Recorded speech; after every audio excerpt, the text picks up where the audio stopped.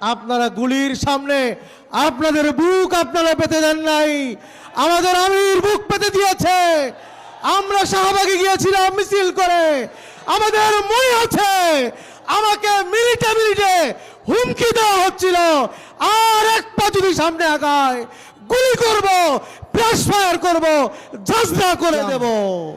আমাদের আমির যেদিন এই বাইতুল মোকাররমের উত্তর গেটে ঘোষণা করলেন এই নরপিচাস বলে, ওই দিনই এখানে গুলি করা হয়েছিল।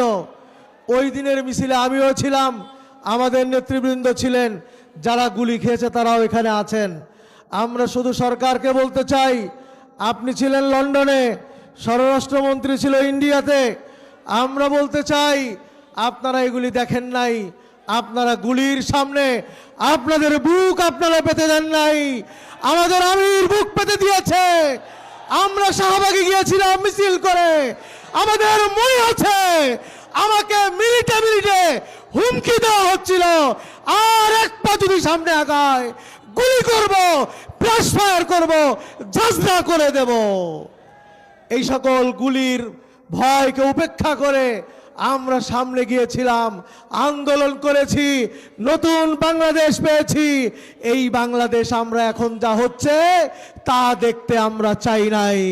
কাঁচামরিচের কেজি 400 টাকা, অন্যান্য দ্রব্যমূল্যের যে ভয়াবহ অবস্থা, গ্যাস নাই, অন্যান্য সংকট চরমভাবে, এর মধ্যে চলছে দখলদারিত্ব। আমরা বলতে চাই আপনারা যদি বিগত সরকারের মতো করেন, জনগণ ভুলে যায় নাই আন্দোলন। যে কোনো সময় যদি আবার সেই বজ্র কঠিন ভাবে যদি আমাদের আমির ঘোষণা দেন, বাংলাদেশ পরিবর্তন হতে মুহূর্তের মধ্যেই পরিবর্তন সম্ভব হবে ইনশাআল্লাহ।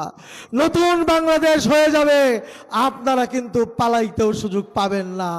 কাজে আসুন, যে জন্য জুলাই হয়েছিল, আমরা চাই আপনারা আবার ফ্যাসিস্ট হন, আপনাদেরকেও পালাইতে হয়, এটা আমরা চাই না। আমরা চাই আসুন সকলে মিলে সুন্দর একটি বাংলাদেশ গড়ে তুলি, শরিয়া ভিত্তিক মানুষের অধিকার প্রতিষ্ঠিত হয়, এমন একটি বাংলাদেশ আমরা বিনির্মাণ করি। সেই আহ্বান জানিয়ে বক্তব্য এখানে শেষ করছি। ওমা আলাইনা ইল্লাল বালাগ।